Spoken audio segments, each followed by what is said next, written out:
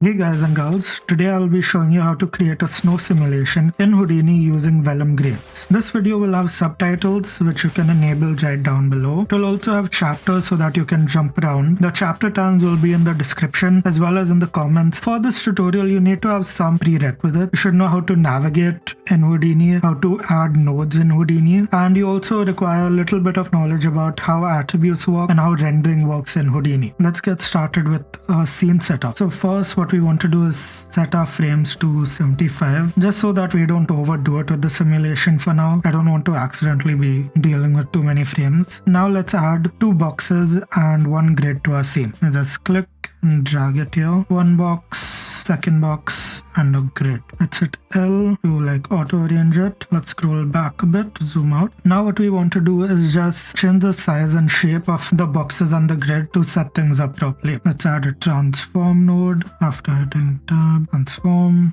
This is the one that we'll be using for our snow simulation, so this will be the one that turns into grain. So we'll make this a big pile of snow. So I'll do 10, 2, and 10. And let's offset the rotation as well so that it breaks in a bit more fragmented manner. Let's have this fall from a bit of a height. Let's rename this to Snowbox just so that it's a bit clear. This one we'll again do a transform and connect it and set this to 3. For this box we also want it to be flat to the ground, so let's change this to 1.5. Now it's perfectly on the plane. Copy paste this one and do it for the grid as well. Now we also want to add some lights and cameras to our scene. So first we'll be adding a skylight. This is just for ease of use. You can add point lights, spotlights, whatever you want, but this is the easiest one. So just click it, drag it in here, and I'll add 2 nodes. Hit L again to arrange it. As you can see now the color of the scene has changed a bit. Next what we want to do is add the camera. Let's find a position that looks good. Let's add a camera. Because I'm using the free version, I think, or because Karma has some limitations, my renders get limited to 960 by 960, so I'll just set it up over here as well. If you have the paid version, or maybe you're watching this in the future, it might work with other resolutions as well. Try that out. Let's zoom in a bit. Let's hit escape.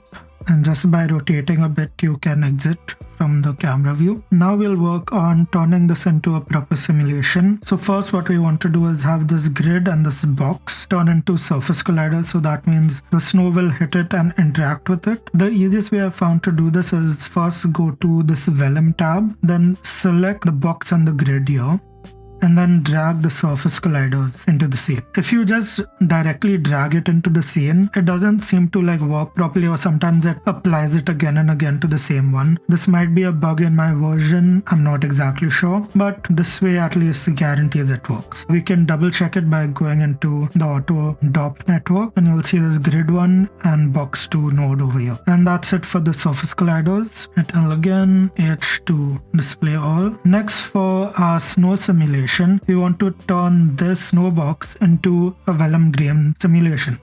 Select it, find this Vellum grains icon, and then just apply it to that. So as you can see here, there's now the snow box Vellum added to it. If you hit L, it will just auto arrange it again. This way we can clearly see what all is here. Let's go back out now, and I'll just set the grain size to 0.15. So particle size 0.15, just so things are a bit bigger and my simulation won't take as long for now. Let me just show you what it looks like currently.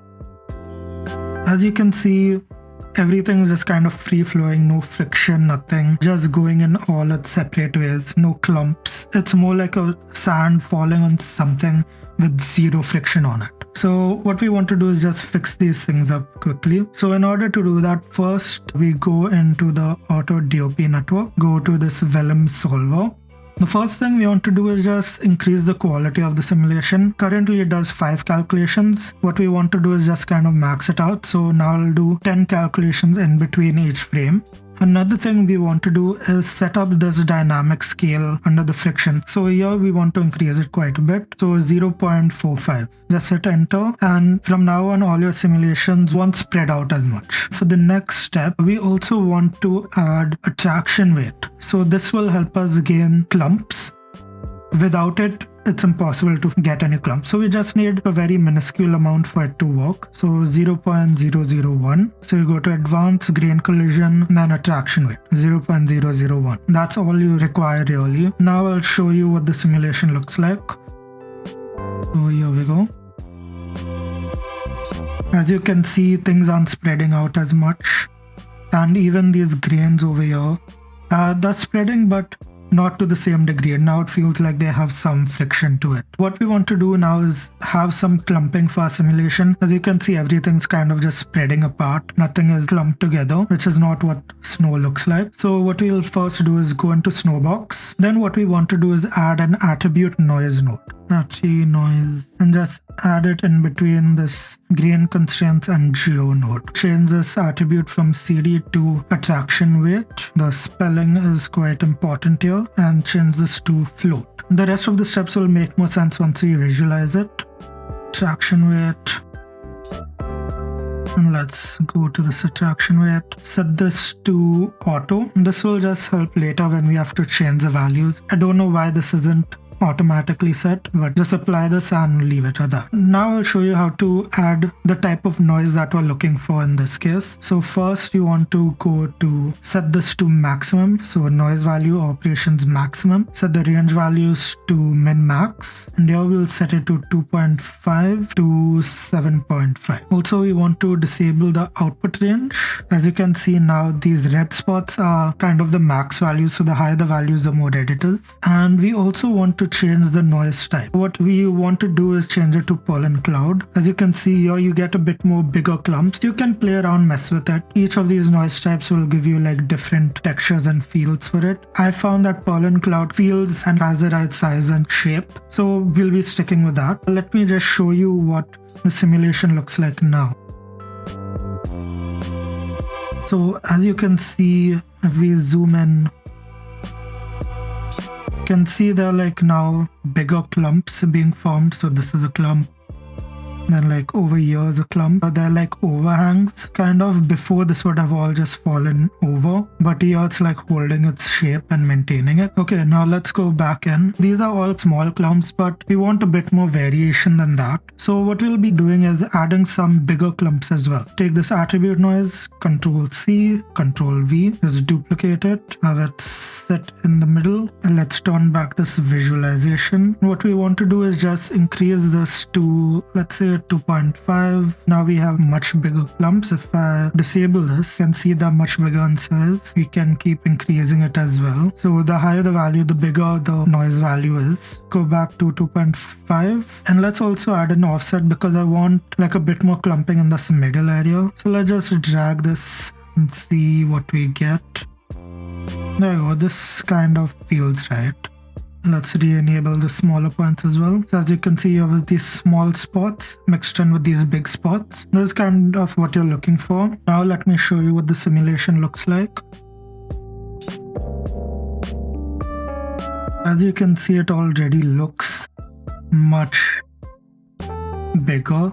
So this entire thing is kind of its own clump now. You can see it's all like overhanging much more. Now that we have our Vellum simulation done, what we want to do is convert it into a volume. This is a necessary step in order to get it to look like snow. There's no material or something that directly turns these grains into snow, at least not that I've been able to find. The current best method I was able to find using all the free resources online was to convert this into a volume and then apply the basic white water material, and then you would change some settings there. So currently we have to convert it into a volume. In order to do that, first hit tab, geometry, and place it here, enter into it, hit tab, DOP import. Then we want to select here, select this auto DOP, click that. And here we want to delete this asterisk sign and enable Vellum. Quick correction, you don't need to use this extra geometry node and DOP node to get the rest of this working. Instead, what you can do is go to this grains Vellum node. So here, and you can just start working from this Vellum post-process node. So just drag it and continue working from there. This will just help avoid some extra clutter. So after this, we want to add a point jitter node. This will help remove some of the predictability of its shape. There are these standard lines forming across everything. It doesn't look good in the render. So what we want to do is just give it a bit of variation. Just type jitter Here we go. There's a lot more variation. We don't want so much, and we also want it a bit more controlled. So we'll use point scale. As you can see, it's like a bit more close and packed together. This will allow it to have like jitter per point versus previously I just did it from the center, I guess. I'm not exactly sure. We can just play around with the amount of jitter we want. So we can go quite extreme if we want. We can go absolutely 0. Let's do like 3. Around 3 looks good enough. Next, we have to create a new attribute, density. This will be used in our basic whitewater material. Create, then name density, all small letters, and you want to set this value to 1.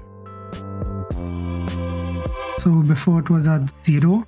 Now we're putting it at 1. Everything will have some form of density to it. Next, what we want to do is convert this into volume using the density attribute. So we'll do volume rasterize attributes. So this will form a volume based on the attribute that we assign it. We can just go here, set density. And also for this voxel size, what we wanted to do is be the same as our particle size from the snowbox. So the best way to do this is go to object again, go to snowbox, go to grain constraints and right click on particle size, copy parameter. Now we'll go back to the geometry node, volume rasterize, and over here we paste the relative reference. Also, let's just hide this node here. It is now a volume. So before it was just these points and now it is this. We wanted to have some form of reflection in the snow because snow is made out of water, so it'll reflect tiny bits and pieces here and there. In order to do that, we have to add a VDB combine and a VDB analysis node. I don't exactly get how it works, but it works. I wish there was a better way to do it, but I haven't been able to find it. So let's just go VDB combine. And what we want to do is select density at this group A, and for the A multiplier just add a minus sign, so it'll be -1 now. Then we want to take VDB analysis. There we go. We have to change this to custom name. I tried it with the append operation name, but it doesn't seem to work, so we have to just go gradient. And finally, what we do is we merge this with the volume rasterize node. Let's do merge, connect this, then connect this. Hit L to auto arrange it. Make sure to save your project. And now let's see what our simulation looks like. So as you can see, now it's kind of just foggy everywhere. Now that we're done with the volume conversion, we can start working on the materials. Let's go to the material palette. First, I'll do the simple thing, which is adding the material for the grid and the box. You can choose any material you want. I'm going to choose the piano lacquer because it's simple and gives a nice contrast against the white snow. Just drag and apply it. Very simple. Now for the snow, what we want is basic whitewater shader. It'll be under the volume section. Now do keep in mind this material does not work with the Karma XPU setting. This is from Side Effects' own website, where they compare Karma versus Mantra. And these are the materials and shaders that it supports. It does not support Vex materials for XPU. It does for CPU and for Mantra. Generally Karma is faster, so I recommend sticking with this. I'll put the link in the description below. You can check it out there. Let's get back to it. First we'll modify it here. Just because it doesn't update each time you modify it, I don't know why. We'll make the density scale 100 and then we'll change this reflect intensity to 1.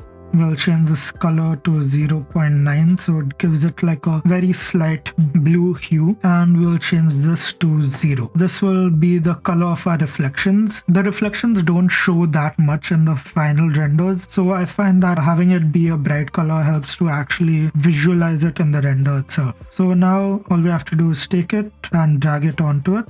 Go back to your object, and you go to render, you'll see the materials have all been set. So render, you'll see it here and you'll see it here as well. So now I'll show you how to render it out. You do have to tweak some settings. First, we'll go to the out network, add a mantra node, And while we're here, we'll add a karma node as well. First, we'll start with mantra because it's a bit easier. Go to rendering, limits, and then set this volume to 3. You can also set the subsurface to 3, but I don't know if it's just an issue with the shader, but like I don't really find it to make a difference. I'll just put it at 3 for now. And now let's render it out. Let's save before that. Go to our render view and hit object cam 1. Before you hit render, make sure you are set to merge over here. The issue where it was previously over here. Also, make sure you have set it to the second frame. Sometimes there are these issues where like the first frame doesn't render for some reason, and then hit render. I hope you're enjoying the video so far. If you have found this tutorial valuable, do consider supporting me on Ko-Fi or Patreon. Your support helps me create more of the content I love. And if you haven't already, hit that like button and subscribe to stay updated. If you know a better way to do this, leave a comment below. Now let's get back to the video. Finally done. Took 20 minutes just for this single frame. Do keep in mind I am recording. Now let's go on to using the mantra renderer. Go back to our out network.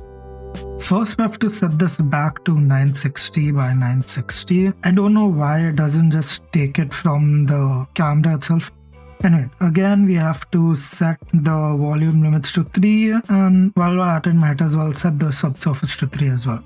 So now just karma viewport. I don't know why we can't just do it in the render view, but maybe that's for the future. So this will all open up. Go to karma CPU. Again, make sure you're on the second frame when doing this. Let's just leave it to render. And the karma render is done in 1 minute 21 seconds. Now I'll give you guys some bonus tips. Since we're already on the rendering screen, I'll just show you how to set up denoising. For karma, you go to image output, filters, and then you'll see this denoising. Set it to NVIDIA Optics or Intel Houdini. Let's close this. You do get this error, sometimes you can just ignore it. For mantra, it's similar as well. So go to images, and then for this pixel filter part, you go here and find NVIDIA Optics Denoiser and click on this. If you want more artistic control for how your attraction weight is set, you can paint the attraction weight. So tab paint, attribute paint, and put this here. Go to attributes, select this, go to attraction weight, and then go back. And then you have to click this, and now you'll get all of these settings. You want to increase the radius, so you can just do that with the scroll wheel or just by increasing it over here. Let's first escape. I want to zoom in, and let's hit this back again. We want to change this number to whatever max value is. Copy parameter and paste relative reference. Let's make this at like 5.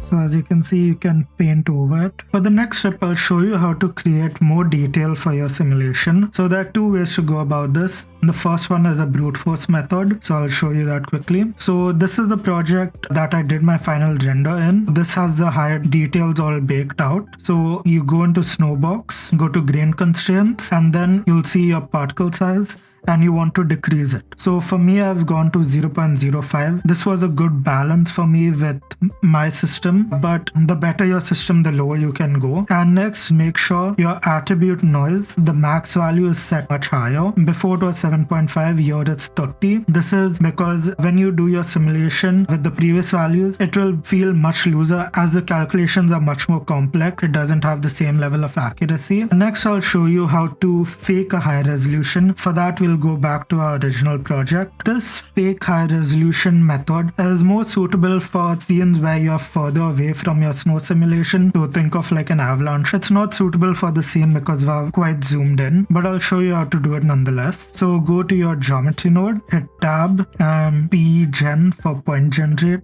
and drag that into here. And what you want to do is just enable all of these points. So keep original geometry, copy number of points, and copy source attributes. This one especially is very important. So we'll go to the point jitter. So now you'll be able to see this is what it's like with the point generate, and this is what it was like before. We have significantly more detail, and you can increase this more. So this will just have all of the points created per point. You want to take your points per point and go to your volume raster value and divide it by that value. You can copy parameters and do this, but for now this is easier.